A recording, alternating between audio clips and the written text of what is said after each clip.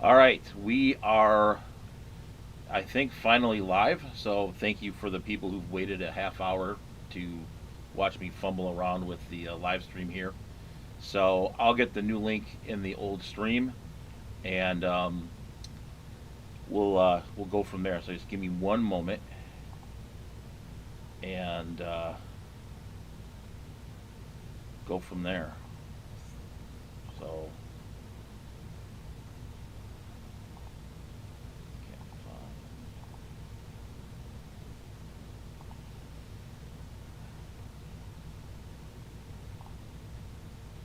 So just give me one second, guys. Sorry about the horrifying wait here.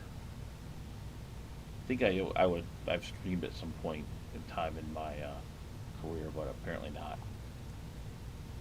So this is the right link. So we'll copy that. And so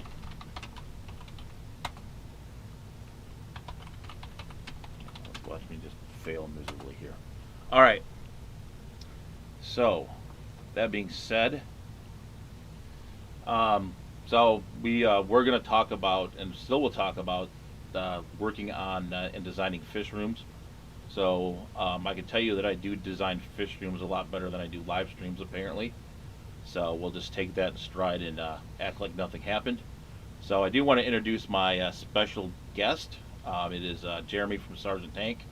So I will go ahead and add him onto the stream now.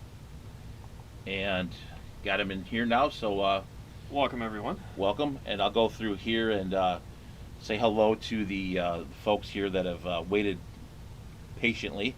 So you got Bob Kaler's in here. I've got the Scottish Ogre. Welcome.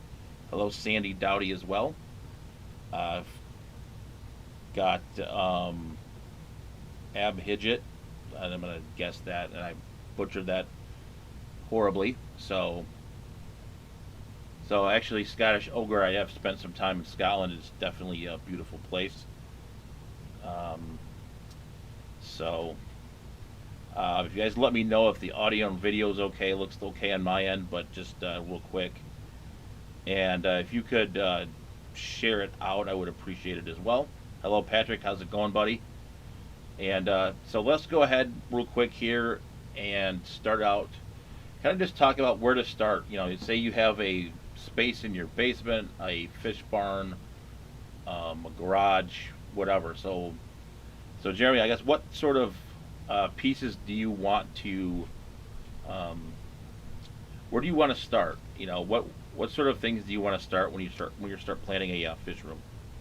Sure. So the first thing that I would, from going through over 12 phases of fish rooms myself, from running multiple fish rooms to singular fish rooms, the first thing is the engineering component to ensure that you have appropriate structural integrity of whatever dwelling that you're using, whether that's a barn, if it's a shed, if it's in your basement, it's on a main floor, whatever the case may be. And then from there, I would go into kind of taking a look at your layout. Of course, very much diverse for many aquarists in the hobby when it comes to keeping different types of aquatic organisms. And I can guarantee you, if you have only been in it for even maybe a couple of years, your thoughts and the way that you look at certain systems and how it's laid out, I guarantee it's going to change. I know myself and Mike, we've been in this hobby for years. And of course, there's many as well that watch this that have also been in and have gone through different phases of fish rooms. Once you've looked at those things, then it'll kind of give you an idea of, okay, how is it going to be established. So I look at more of a customized type setup. So are you going to build your own stands, or are you going to look at more of a modular type system where if you go to the store and purchase your own racking system, and then you can look at that diversity there, where it is much easier in a sense to change things up. So again, it's pretty subjective, I find. If you're running like a local fish store, if you're running a tropical fish business, that sort of thing, it can be a little bit more consistent. Whether you're everyday average hobbyist, I guarantee it's going to change from time to time. That's why, just from going through many, building a lot of my own systems, hybridizing both of those, having modular as well as custom, really it is very, very important. I guess that's where I would initially try to get people to start kind of just mapping it out. And I can tell you, you can write it on paper all day long. You can go to 100 different people's fish rooms to try to get some creativity and get those juices flowing, I guess you would say, for lack of better terms, but your interest will change. No matter how much you map it out, no matter how much you put it on paper, once you actually start getting in, hands-on practical approach, that is the way that you need to do it, but of course you need to have a plan in place. Absolutely, and that's where I think also, like, if you have, depending on where you're at in your hobby, you have to have like a target. Like if you know you want to do, say, guppies, right, and you buy a bunch of you would buy a bunch of 20-gallon tanks, but if you're doing monster fish, then you would obviously plan that fish room differently. So you really need to know. It helps. I didn't know at the time when I built the fish barn, so I sort of haphazardly went through it. But you really need to. It would help to really know what species you're going to keep. So if you're keeping, like I said, if you're keeping African cichlids, you're going to do something different than if you're keeping it for, guppies, or if you're doing monster fish, or et cetera, et cetera. You just really need to know what your plan is. And then another component is if you're actually going to do something like YouTube, for example, that may change differently as well. Because if you're, you want to avoid glares and look at lighting and sound and all those other things as well. So really kind of knowing your purpose is where I think you should start. And then, like Jeremy said, what kind of stands do you want to build? What's your level of home improvement abilities? Do you have the right tools? Do you have to hire it done? That will definitely go into it too. If you know a lot about like electrical, plumbing, those things, and then the more you know, the quicker and easier it is. Especially in these times, I would imagine contractors are pretty hard to come by. Just for because people are working at home, they're not in their offices like before the pandemic. So it's really one of those things. You really want to keep it. You really want to keep your plan in mind. And then the other thing too is auto, like how you're going to maintain it. Like, do you want to do auto water change? Do you want, so Jeremy, I guess I think you and I have both kind of run the gamut. So let's talk for a minute about like automation, auto water change, Sure. things of that nature. So you're going to have your pros and cons when it comes to automation. And one thing I want to clarify too is when I think people think of automation, they think of like an auto change system of some sort, where you're having water being pumped into a system, entering some type of hose system, and then exiting via bulkhead or some sort of PVC overflow system. Whereas I've done approach of automation that way. But for me, when I used to run what I would classify as more of a continuous type drip system, so consistency is very important. Automation, to me, I would venture, and I've pushed back on this, is you may think it's consistent because you're doing it, let's say your automation schedule has changed, but I don't think that the consistency one could ever truly argue if you're doing it over a 24-hour time frame.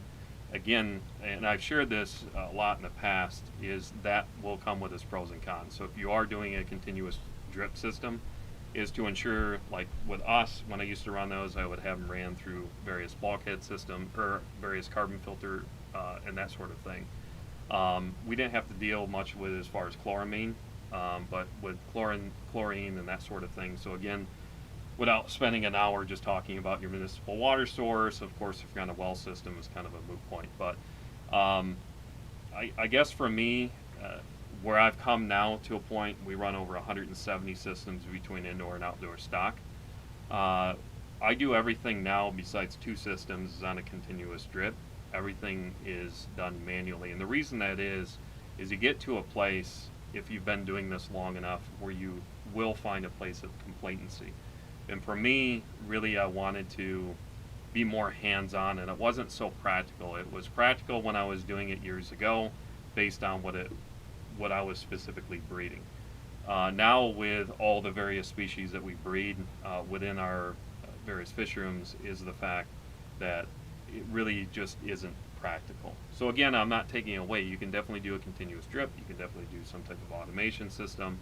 But I think more importantly for your everyday type hobbyist, if they're just getting into building a fish room, start out small.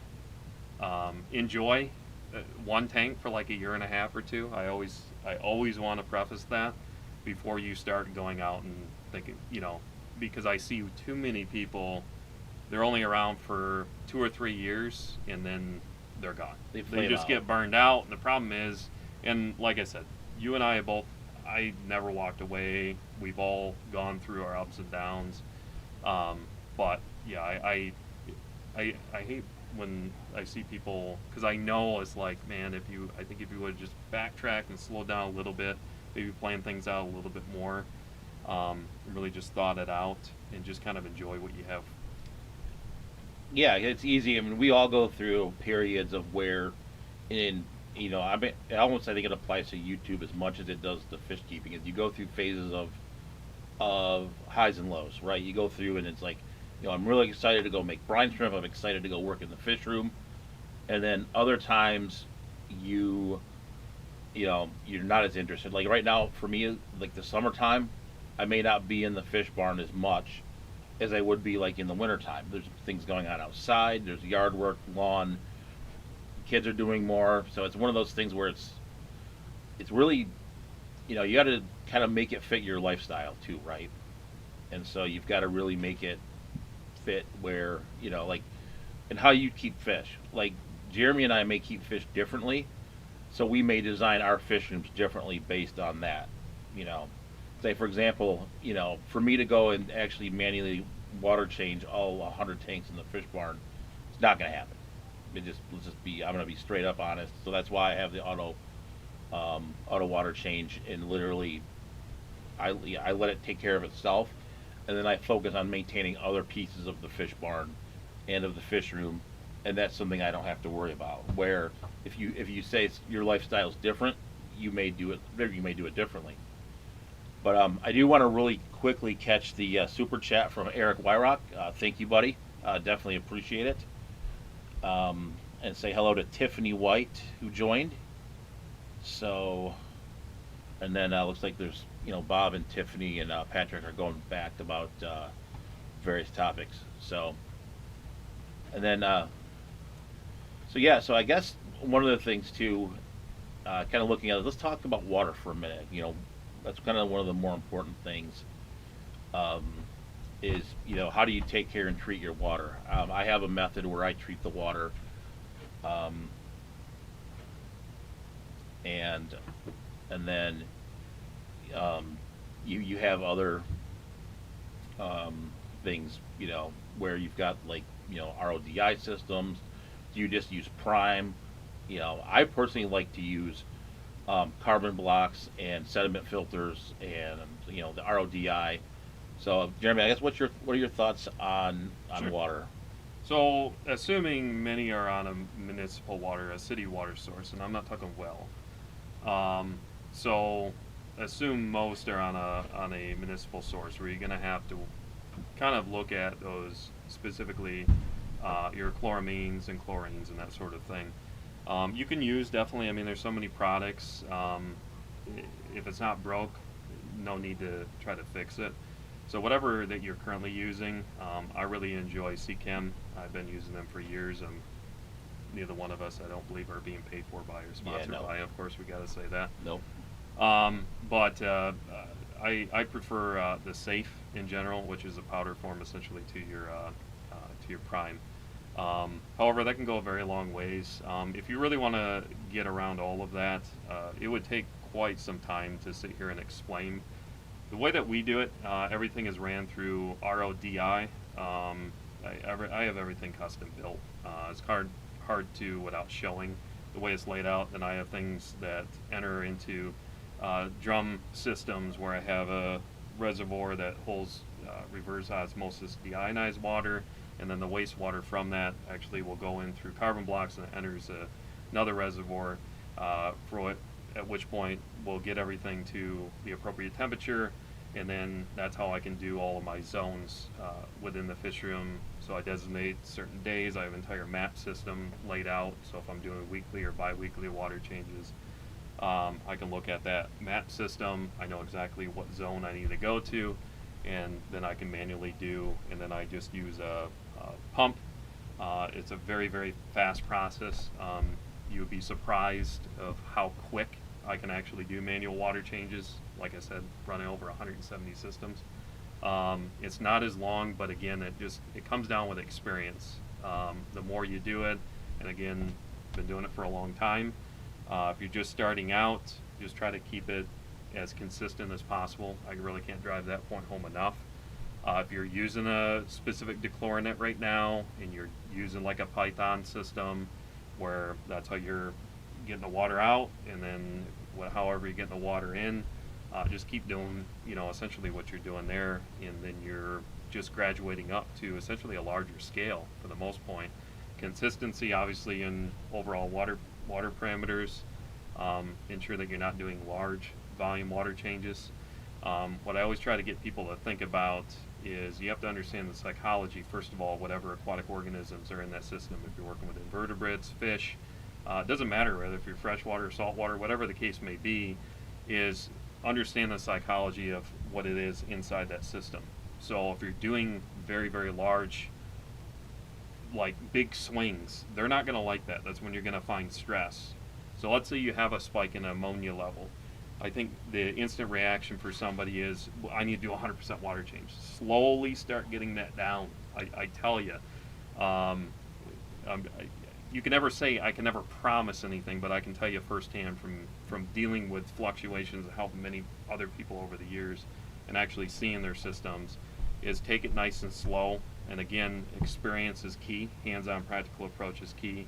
And the more you get familiar with it, essentially what you're doing now, if you end up exploring out and decide to do like a fish room or a fish barn, then maybe you need to start looking at, and there's of course a lot of articles out there, there's a lot of videos that you can get some inspiration on that get more familiar of kind of how that would look, but you're just kind of essentially doing it on a larger scale. For me, automation is great, but I just personally know over the years, I like I said, all for the exception of essentially 2 systems are all manual.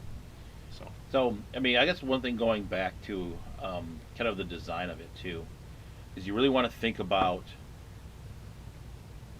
like your time and how you're going to maintain it, right? And then also like one thing too is heating.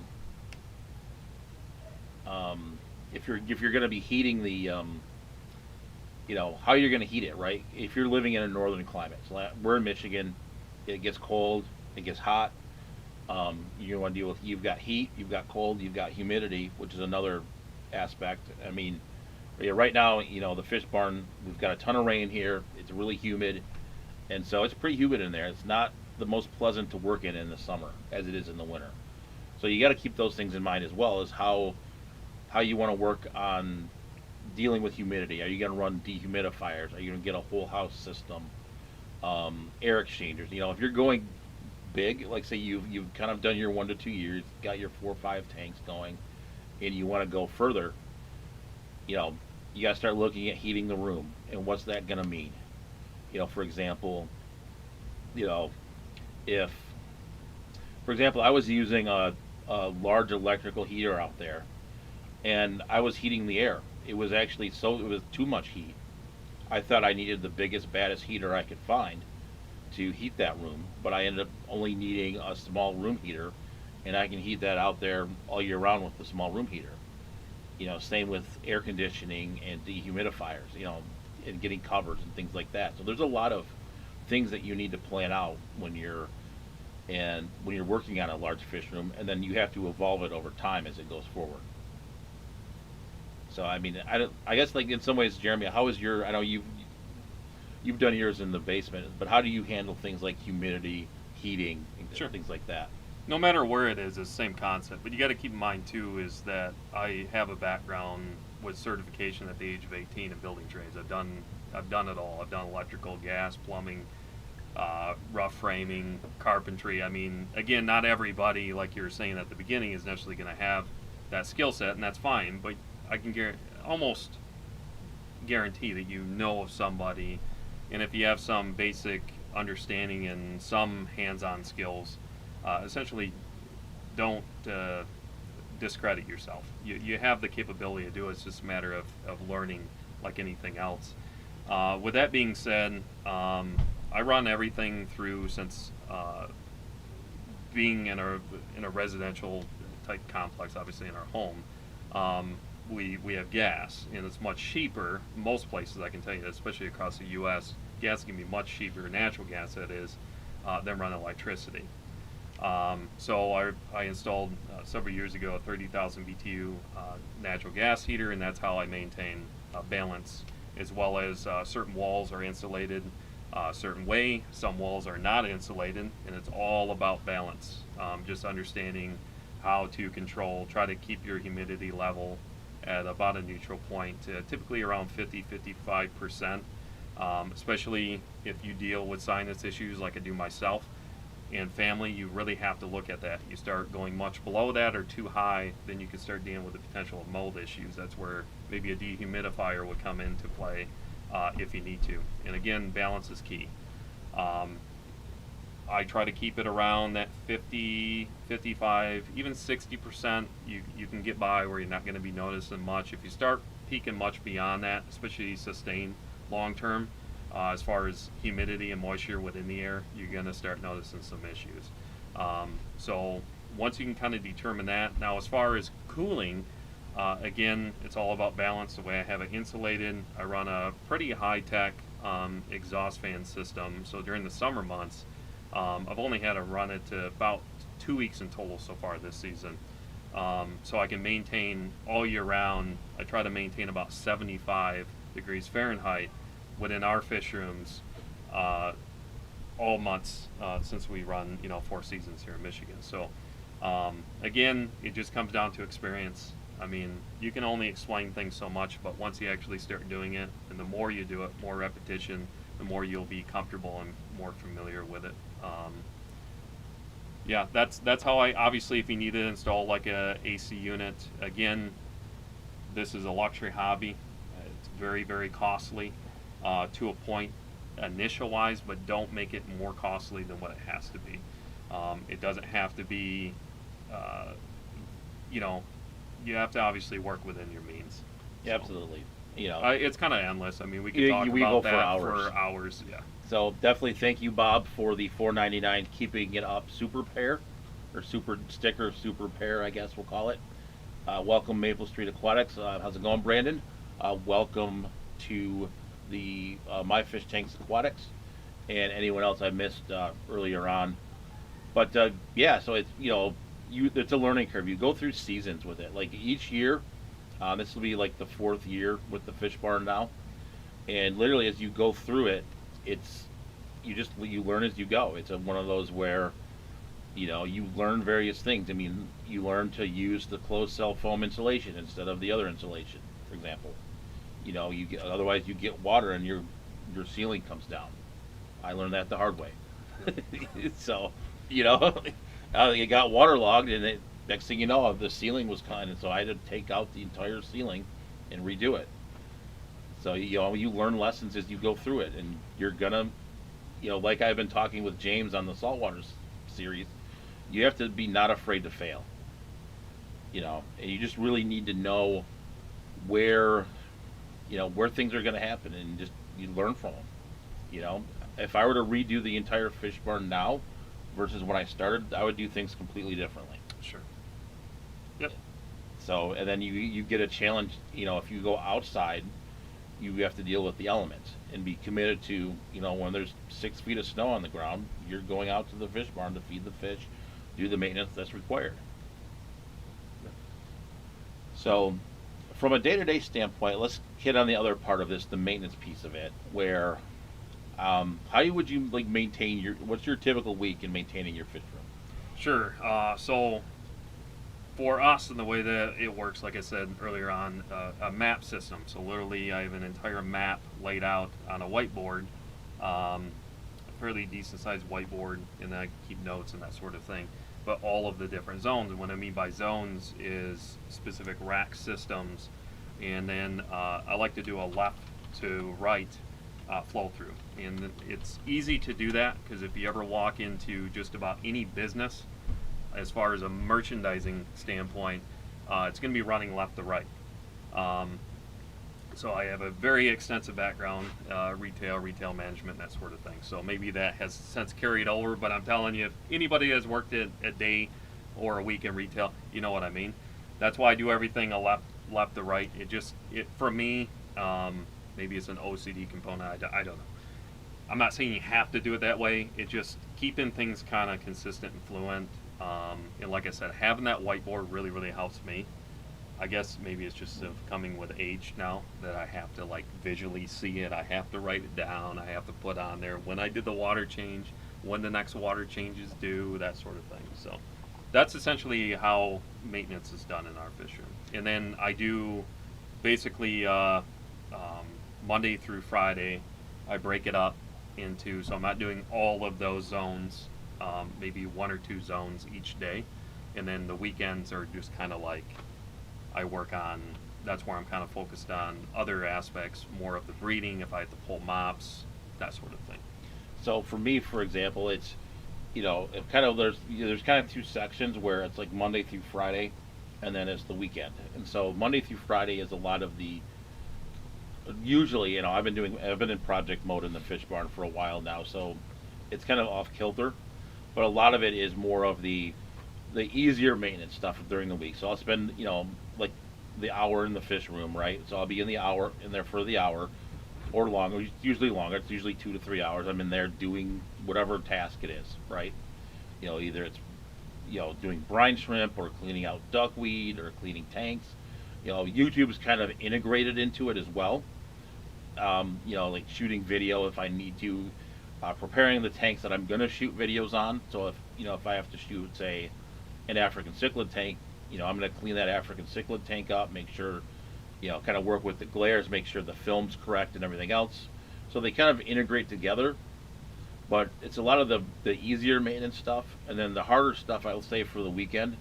So an all-day Saturday, I'll be in there, say I need to do a whole bunch of plumbing for whatever reason. I'll go do the plumbing things, or if it's not project mode, it's more of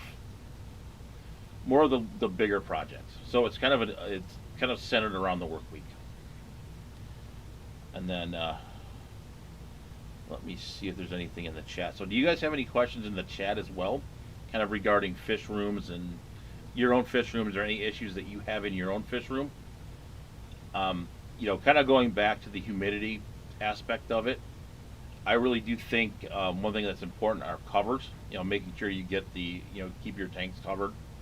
That does cut down a lot of humidity. You get the greenhouse The greenhouse panels, those work. Those are excellent for doing that. So And what I can say too, kind of piggybacking off from that, to mitigate, that's going back. So if you can visualize fish room, so you have a partition. Let's look at a rectangular from that standpoint. So let's say three out of the four walls are essentially. Let's say you have a partition coming off, so an interior type of wall where it's not going to be insulated. However, certain level of insulation value, of course, from our value from the actual drywall that you're using. Whereas then we have on the driveway side, so I'm kind of giving you a explanation here of our layout. That is insulated with plywood, as well as our value, which stands for resistance to heat flow. That is insulated as well on actually three layers on that on the cinder block wall, so on the foundation wall nearest the driveway, and then it goes back, and then essentially, basically 1/3 of the fish room is obviously more or less below frost line, and then it's completely open where it's exposed the cinder block.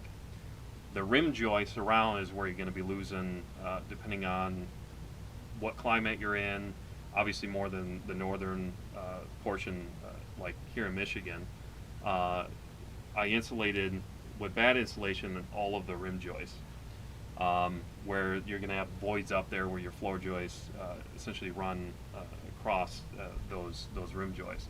By insulating the rim joists alone, you can increase. I can't give you, but I know for us, as soon as I did that, it was probably a 50% increase just from doing the amount of heat loss, as well as in the summertime as far as the coolness. And then I keep exposed that, like I said, about 1/3 of exposed just the cinder block. Obviously, it's not a walkout basement, so it's below, essentially, then you have that 3 or 4 feet below frost line.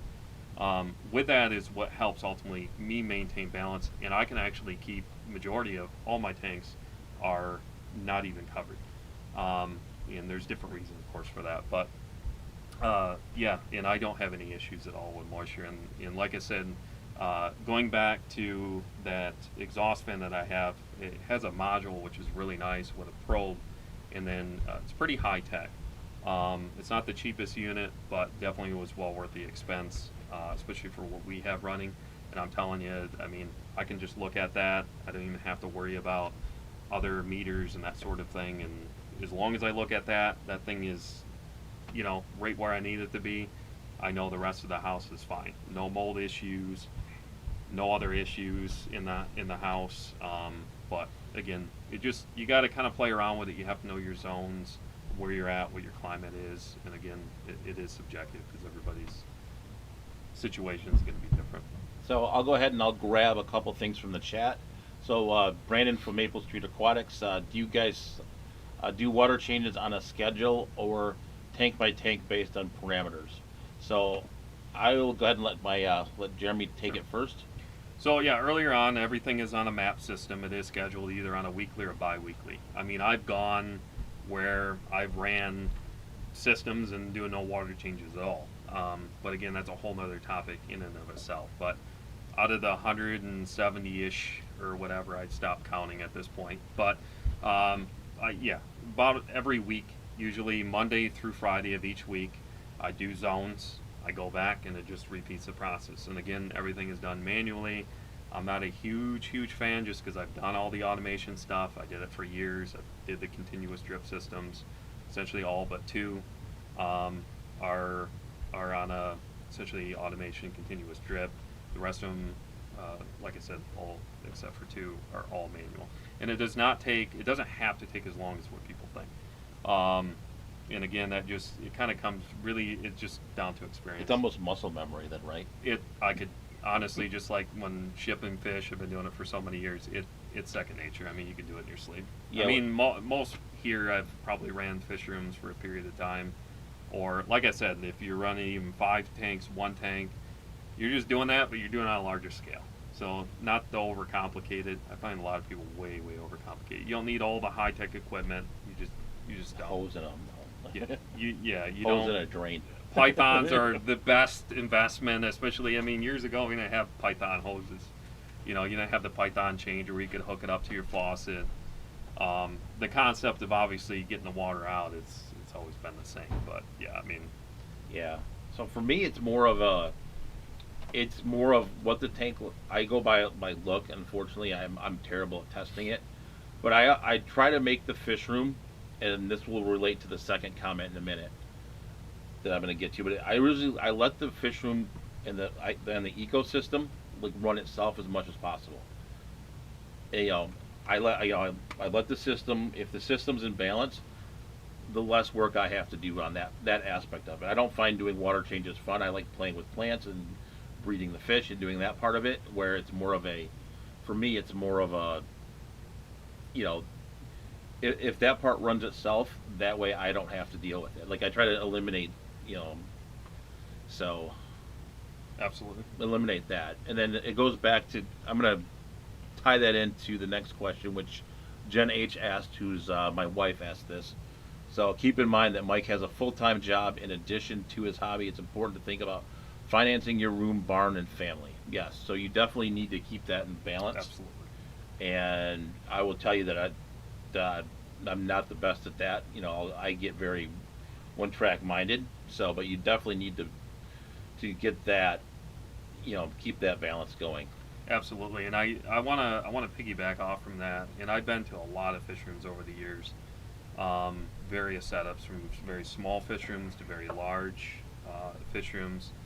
And when I've been to a couple of different fish rooms before, one thing that I appreciated, and this is not knocking on anybody that does this, because I've done it before too, is I'm at the point now in my life, and I've been doing this for so long, is if I didn't have any aquariums at all in the house, like I want it out, and we don't run. The only aquariums that I have is down within the fish room area. And I have one in my studio, which is also in the family room, the basement. I don't run any systems, not only from that standpoint, just to keep things kind of separate, where now it's just kind of, it's in its own area. Then obviously family is, and just like with you, is first and foremost. But I've been that way for many years. Is where, and again, it's not necessarily practical for everybody. So it's not a knock at anybody that's doing that. Don't get me wrong, but definitely keep in balance. Yeah, it's one of those where, you know, it's kind of the deal I made is when I redid the barn is that the fish weren't coming back in. Yeah. And so that's sort of, we made the deal. That was the decision. The basement now, I mean, if I wanted to expand, you know, there's quite a bit of space to expand here. I mean, I could go in the other garage and everything else, but yeah, it's one of those things you got to keep it in balance, and I don't do a very good job of it. 'Cause I get like I said, I get very one track minded. I'm out there doing my thing, and they're doing their thing, but it's, you know, you definitely need to keep that in balance, and you also need to keep the budget in balance as well. You've got to build Rome. You can't build Rome in a day. You've got to do it slow. Yeah. So that's definitely it for sure. Let me see if there's any other. So M&C Aquatics is someone that's getting ready to set up a fish room in a few months. Oh, thank you very much. I thought you had a question there. But yeah, I mean, really, I would tell someone who's setting up a fish room, don't do what I did, because I didn't know what I wanted to keep. And so I literally kind of played it by ear. And he was with me the day that I kind of became a fish hoarder at the auction at the Grand Valley Aquarium Club. And I was probably a contributor to that, because I think a lot of the stuff you probably got of mine. So we literally, and people at the fish club like made fun of me about it later on. I talked to them a few weeks ago. They're like, "Yeah, we remember that auction in Grand Rapids where you bought all those tanks and like 3 cartloads of fish." It was one of those. It was just weird. It was an interesting auction because it was really gung ho at first. What were you talking about again? The Grand Valley. No, I'm just teasing No, you. and then it was weird. You watch one of the things I like about auctions is you watch the room. I like watching the interactions and the people in the room. And all of a sudden, like, the air went out of the room at like 2:45 in the afternoon. Like somehow, like people like ran out of either they like ran out of money or ran out of patience or ran out of something, and it became like everything got super cheap all of a sudden. Of course, yeah. I mean, our auctions run and run and run. I mean, we run on average 1,200 bags at our big auctions. And it was So, really, yeah, it was just and it was it was 8 o'clock, and you were running the desk, and I'm like walking out and just like dead tired, because there's a mental aspect, right? It's a grueling day to sit in a chair all day and pay attention to the fish and which fish are coming up, and yeah. I ended up auctioneering for a while, I think too. That was the first time I'd ever done that. Hmm. So, but yeah, so it's one of those things where you've got to have a plan, and you've got to be as because when I got home that night, literally anything that held water had fish in it, like buckets, tubs. Yeah. you know, it was a little out of control, and so you've got to keep Yeah, balance is. balance it a little Yeah. bit. And I've always been a person of balance because I know for me, you have to be. And I did for years just a 10 by 10 fish room. I did that for many, many years until I ended up expanding. But yeah, I mean, don't think that you have to go out and try to. And that's what's unfortunate is it has its pros and cons. And I don't want to segue into bashing on the whole social media platform, but that's what you can see is where you feel like you have to keep up, for lack of better terms, with the Joneses, and just feel like Absolutely. you don't have to do that. I appreciate if somebody has one system and they're keeping that system and they're maintaining it, especially a nice aquascape, hardscape. You're keeping those fish thriving, sustainable, they're healthy, and you loving it. What I always say at the end of the day, enjoy the process. If you're enjoying that one system or two tanks, just keep doing it. Like, don't feel like you have to be doing, 20 tanks or 100 tanks. Like, just enjoy what you're doing. Right. I mean, and I was talking with Jeremy earlier. It's like I would have the fish barn regardless of YouTube. It's not really Exactly. the fish barn is not a Yes. YouTube thing for me. It's more of a. I mean, I like to hoard fish anyway. In a way, I just hoard and breed, and I've always been drawn to the rare fish. So I've always. So I would have had it anyway. You guys just get to see it now. Is the way I kind of look at it, and I like to share it with you guys. Get some recognition to some fish like the Gadeas, the Limias, the fish that you don't see all the time, but definitely in some ways do need our help. So Absolutely. And also, what I was going to mention a little earlier on is when you think about that flow through concept of however you're doing maintenance, is I have a coding system in place. So not only will what you're working with, if you are breeding, having coding systems in place for that, but also as important with your zones or the tanks, and then have those correlate to, you can pull up on your phone. You know, just about everybody at this point has a smartphone. You can use a free service, a cloud service, Google Drive, use Google Sheets. And what I like about that is, let's say I was coming here to Mike's place, and let's say a year and a half ago I noticed that there's a specific bloodline that he obtained from the auction, or I'm looking for a specific mate, or whatever the case may be, a group of fish. I can pull it up, so it serves multiple reasons. It'll keep things consistent. I'll know exactly what's in that system, so that's something to keep in mind too. Redundancy is absolute key to success and consistency. So just kind of a tip I wanted to. absolutely, and I want to piggyback, and I'll ask Jeremy this as well. Is like I know that having backup systems is something that's extremely important. So I guess like for your fish room, what what backup systems are you using Sure. for your fish room? So redundancy is key. So I don't put all my eggs in one basket, for lack of better terms. And what I mean by that is, let's say I have a rack of 10 gallons, a rack of 20s, and then some 40 breeders. So what he's mentioning is, let's say I have a bloodline. I'm just, for easy sake, we're gonna say some Pocelia species. We'll say some endlers, some black bar endlers. I got an initial bloodline. Now redundancy and consistency is key. So once I've produced enough lineage, offspring, this will also tie into selectively breeding and that sort of thing as well. I'm going to now move that, not in the same zone, I'm going to move that to a different place in the fish room, because the reason that is, if something happens, heaven forbid, within that system, where there was a potential of cross-contaminated lineage, where, let's say, another Poecilia species end up getting into that system for whatever reason, somehow it happened again, and then, or if disease or something happens, you just never know. It's going to happen. You're going to have losses. I will absolutely guarantee it. You're going to have losses, and probably more than what you expect. And it's just going to happen in the hobby. Is at least now I can go, and I always say minimum of at least two active systems. Again, don't put your eggs in one basket. Have it somewhere else. And if you can't do it, just maybe, like, let's say you have a 10-gallon up here and a rack of 10s or 20 or whatever the case may be. Maybe offset it.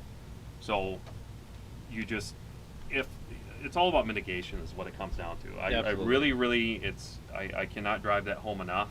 And for me, that's what has made us very successful, not only from a hobbyist but business standpoint over the years of providing.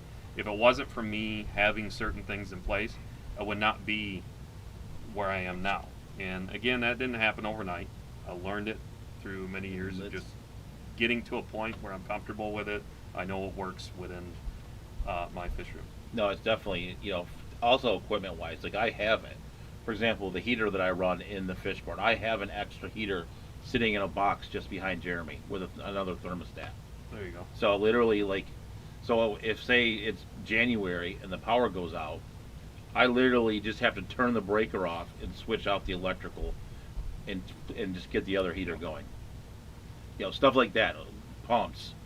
If you have an extra or an extra filter or two that you use, things like that. Extra air pumps. I mean, it's expensive.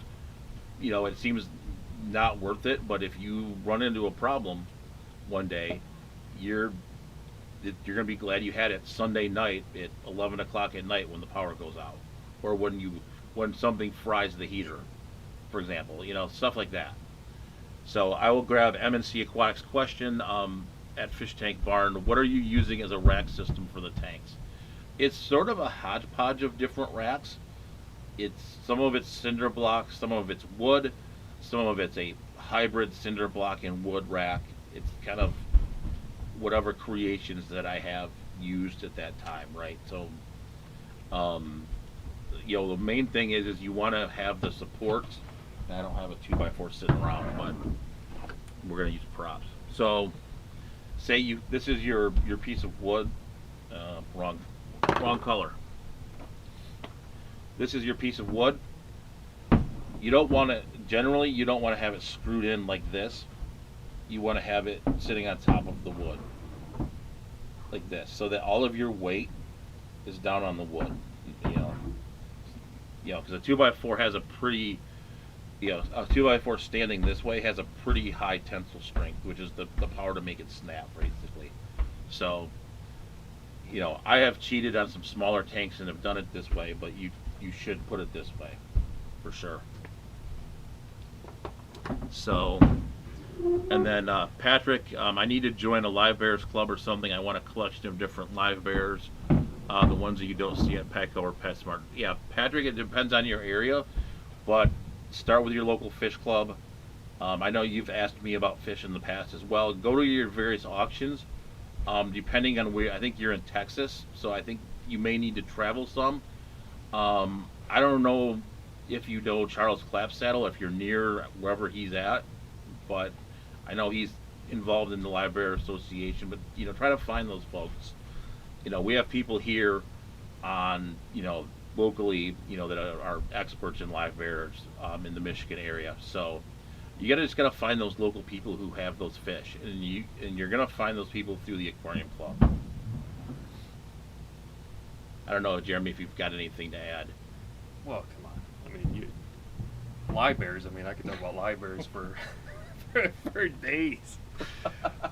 So yeah, I mean, some may or may not be aware. I mean, one of my somebody I is a friend of mine and have a lot of respect for, of course, in our market, is Pat Hartman. He by far is, I mean, when you're talking Livebearers, Pat Hartman is the Livebearer guru.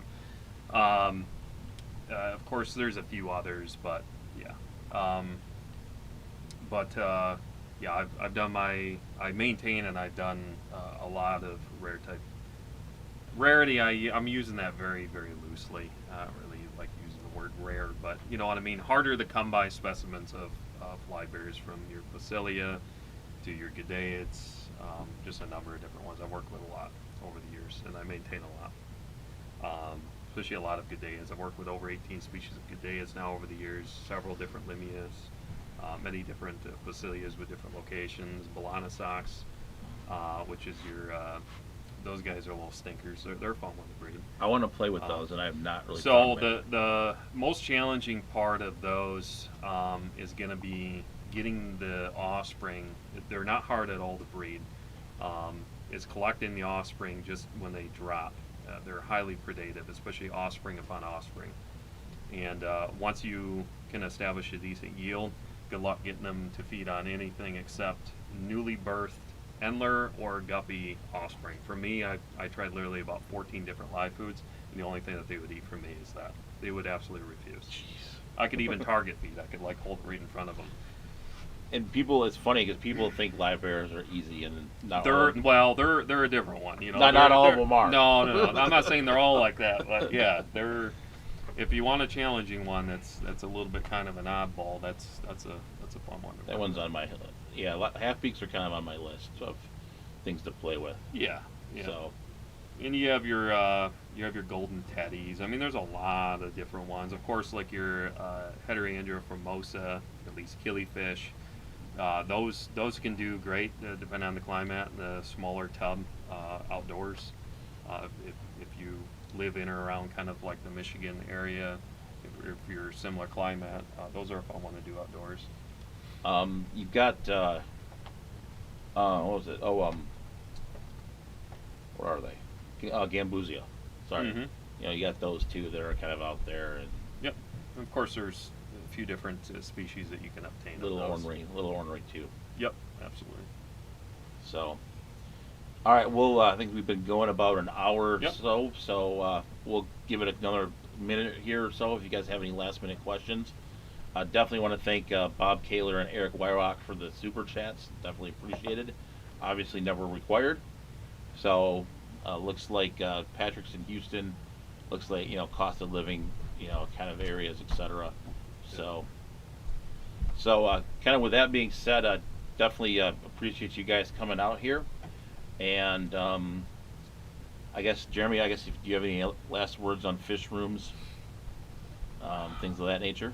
No, I think we Yeah, we covered. got I it mean, quite a kind of the bit. basics of it. Yeah, yeah. Well, thank you for having me on your stream today. Not a Appreciate problem. it. And other than that, really, you know, check out. He does have an online store as well.